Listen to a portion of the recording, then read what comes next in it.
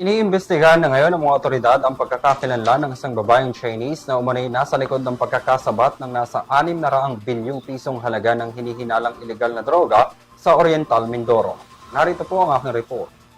Pinuri ni Interior Secretary John Vic Remulla ang PNP, AFP, PCG at PIDEA matapos ang matagumpay na pagkakaaresto sa dalawang banyagang lalaki ni sangkot umano sa tangkang pagpupuslit ng tinatayang aabot sa 6 na bilyong pisong halaga ng ilegal na droga sa Oriental Mindoro. Nakasilid sa 43 sako ang mga hinihinalang shabu na lula ng speedboat na nabutas sa batuhang bahagi ng isla ng Paluan na minamaneho ng dalawang hinihinalang dayuhan. Matatandaan na una na rin naaresto ang dalawa pang Pinoy na tinangkang sagipin ng mga dayuhan sangkot sa pagpupuslit at umaming inupahan sila ng isang individual sa Batangas. Isa rin sa iniimbestigahan ngayon ng isang babaeng Chinese national na siya umanong umupa ng isang bahay at bumili ng bangka na ginamit sa pagsasagawa ng illegal na transaksyon sa Pilipinas. But she is female in her 30s.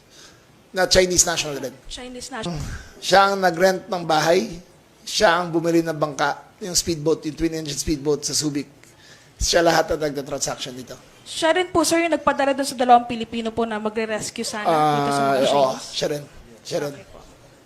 Naniniwala rin ang kalihim na isang malaking sindikatong nasa likod ng operasyon kung saan kalimitan raw na isinasagawa ang kanilang mga transaksyones sa karagatan ng Pilipinas.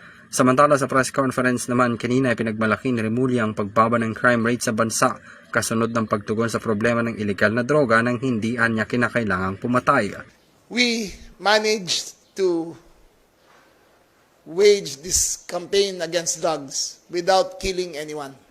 Hindi tayo pumapatay ng tao, pero nare-resolve natin unti-unti ang problema sa droga. Dagdag pa ng kalihim, target ng kanilang mga operasyon ang mga big fish sa kakalakalan ng ilegal na droga at hindi ang mga ordinaryong mamamayan. Para sa Euro TV News, ako si Henry V. Nicolas, sumasaludo sa bawat Pilipino.